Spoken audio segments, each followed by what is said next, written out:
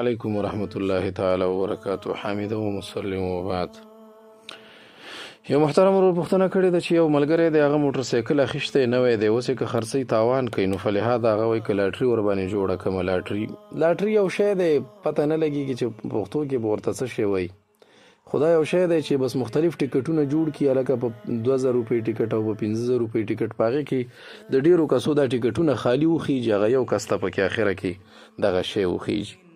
نو دی وایي که دا کار زه وکړم نو دا خپلې پیسې به پرې راسر کېږي. نو دا کار څنګه دی جناب محترمه؟ لاټري د خادۍ لاټري کې خو لاټري سود ده او قمار دی، نو میسر عربی کې ورته وایي، قمار او جواري ورته وایي. دا ناروا ده او دې کې چې کومه پیسې چاته پکې میلاو شي یا کوم شی چاته پکې میلاو شي هغه حرام دی، واجب التصدق دی، نیت به پکې د ثواب هم نه کوي.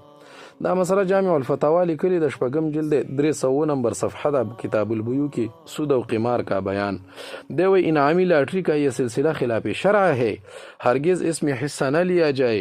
و دا ناروا ده، دی کې به حصہ نه اخلي، وای که په غلطۍ کې په دې کې څوک حصہ واخلي او څه ورته میلاو شي تو ان کو بلا نیت ثواب غریب اور محتاجوں کو صدقه کر دے. وای نیت د ثواب بم پکې نه کوي، ځکه په حرام شي کې چې نیت د ثواب وکړي سړی پکې د ایمان د تګ خطر وي. د قرنګ دا مسله فتاوا دارالعلوم دیوبند لیکلی 14 جلد 504 نمبر صفحه د سود قمار اور بیمه کا بیان. نو هغه کې عنوان ورکړی لاټري کا حکم، نو د لیکلی دی چې لاټري ناروا ده، یہ قمار ہے، یہ قمار ہے، شرعا ناجائز ہے. او خود بحث ور باندې کړي و دا کار ناروا دی او د دې اخیستل تاسو ته جایز نه دی. د قرنګ دا باقاعده تور سره کفایت المفتی کی مفتی اعظم هند مفتی کفایت الله رحمه الله لیکلی، هغه کې لیکلی و اگر چې به ظاهر چې ورته وګوري دا ګوره یہ معامله نه بیع ہے نه اجاره ہے بلکہ حقیقتا قمار ہے، و دا خو جواری و قمار دے، دا ناروا دا. اگر چې وہ اس میں بیچنے خریدنے کے الفاظ استعمال کیے جاتے ہیں، و اگر چې پدی کی دسې دغم کېږي، دسې حلم پکې جوړ شي چې یو شی دی پکې اخیستل ځکه هغه چې کوم ټکټ ته اخلي خو دې کې وایي د خرید او د فروخت چې کوم الفاظ دی هغه هم پکې ویلی کېږي، خو دا کار ناروا دی.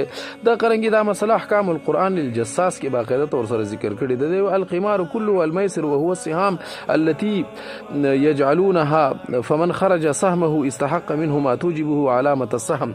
وګد مسله دا وای دا څه کیسه برابر کې او بیا پاغه کې د یو د لاټري وخیږي، وای دا چیز ناروا ده. دا قرنګي دا مسله باقاعده طور سره فتاوا محمودی لیکلي 14 جلد او 216 نمبر صفحه د باب القمار. نو دلته غټ عنوان ورکړی لاټري کا حکم دی، وی انعامی لاټري کا یہ سلسله خلاف شرع ہے او وګد بحث ور باندې کړی. د قرنګي دا مسله باقاعده طور سره سنن ابي داود کې په دې باندې حدیث را نقل کړي، خو ډیره مسله دا بهترینه مسله دا فتاوا شامی لیکلي. فتاوا شامی کتاب الحذر والاباحه دا فصل فی البيع 6 جلد او 303 نمبر صفحه دا ایچ ام سعید مکتبه دا غي کې لیکلي دا بالکل دا قمار دی او دا ناروا ده او فلهذا د دې استعمال جایز نه دی. نو لاټري او لاټري اچول دا ناروا عمل دی. السلام علیکم ورحمت الله وبرکاتہ.